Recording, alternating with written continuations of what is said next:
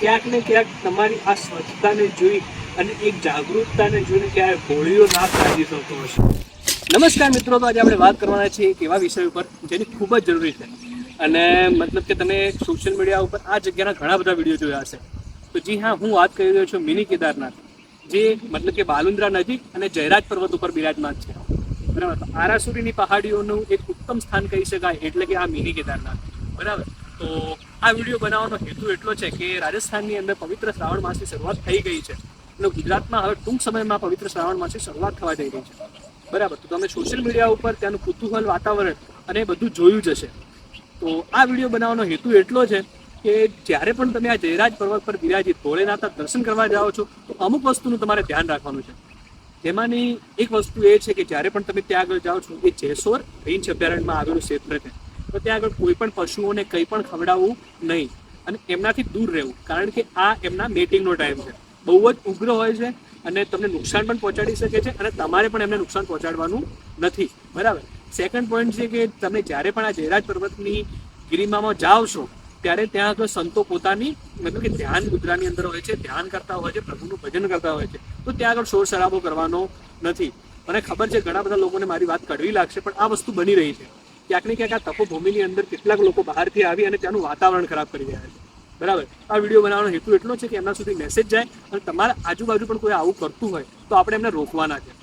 Third topic છે કે જ્યારે પણ તમે આવી મતલબ કે કોઈ પણ ધાર્મિક સ્થળે જાઓ ત્યાં આગળ કચરો તો ફેલાવવો જોઈએ નહીં, પરંતુ આ જે જગ્યા છે, તપોભૂમિ છે, ત્યાં આગળ સંતો છે, બરાબર, મહંતો છે અને મારા ભોળેનાથ વિરાજિત છે. તમને બધાને ખબર હશે કે ભગવાનને પશુપતિનાથ કહેવામાં આવે છે. બરાબર. તો ક્યાંક ને ક્યાંક આ પશુઓ આરોગવામાં પણ પ્લાસ્ટિકનો ઉપયોગ કરતા હોય છે.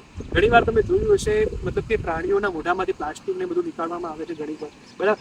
આ આપણો એક હેતુ છે કે ત્યાં આગળ જાઓ છો તો તમારે કચરો ફેલાવો નહીં, પ્લાસ્ટિકનો ઉપયોગ તો કરવો જ નહીં. બરાબર. અને એક એવું ટોપિક બી છે કે જ્યારે પણ તમે મતલબ કે ગમે ત્યાંથી આવો છો, ગુજરાતના કોઈ પણ ક્ષેત્રમાંથી આવો છો, તો આપણા સનાતન ધર્મ અને સંસ્કૃતિને શોભે એવા કપડાં અને એવા વસ્ત્રો ધારણ કરીને આવવું. આજે હું તમારી જોડે એક સંકલ્પ માંગી રહ્યો છું. હવે આપણે સંકલ્પ કેવો કરવાનો છે?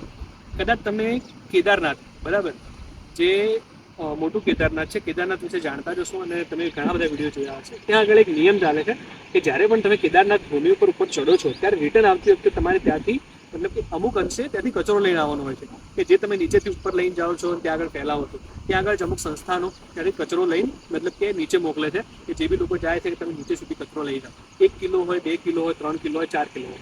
મારો ખાલી એક એટલો મેસેજ છે અને એટલો સંકલ્પ તમારે બધાને લેવાનો છે, જેથી મારો વિડીયો જોઈ રહ્યા છે, તમારા સુધી વિડીયો પહોંચી રહ્યો છે કે જે પણ સમયે તમે આ કેદારનાથની તપોભૂમિ ઉપર જાઓ, કેદારનાથના દર્શન કરવા જાઓ છો, ભોળેનાથના દર્શન કરીને આવો છો, તો ભોળેનાથ માટે તમે એક વસ્તુ કરજો જરૂરથી કે આ જે પણ તમને કચરો દેખાય છે રસ્તામાં આવતા મંદિરની આજુબાજુમાં, કે ક્યાં પણ પડેલો દેખાય છે, તો આપણે એને ઇગ્નોર નથી કરવાનો. ફેલાવાનો તો નથી જ, પણ જે એ કચરો પડ્યો છે એને પોતે જાતે પોતાની જવાબદારી સમજી અને નીચે લઈને આવવાનું છે.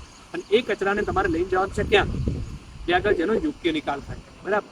આ આપણો મેસેજ છે, આ આપણો હેતુ છે. આપણી સનાતન સંસ્કૃતિને આપણે જ સાચવવાની છે. બરાબર.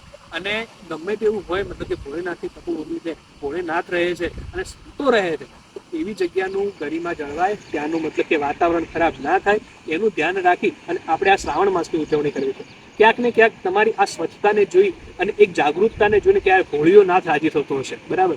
અને જે પણ સંતો મહંતોએ તમને આ માર્ગ બતાવ્યો કે તમે કેદારનાથ જાઓ, એમને પણ ક્યાંક ને ક્યાંક મતલબ કે એક સારો એવો મતલબ કે એક હોશકારો મળશે કે ના, કે બાળકો જે પણ લોકો આવી રહ્યા છે એમને પણ આનંદ થશે કે ના, કે ભાઈ સાફ સફાઈ છે.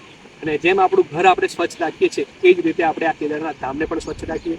જય હિન્દ, જય ભારત. અને જો વિડીયો ગમે હોય તો કમેન્ટ કરી દેજો, અને જો કોઈ પણ તમને ભૂલ લાગી હોય તો તમે કમેન્ટ જરૂરથી કરી શકો છો. બરાબર. અને આવા જ વિડીયો જોવા માટે મારી ચેનલને સબસ્ક્રાઈબ કરી દેજો. Thank you.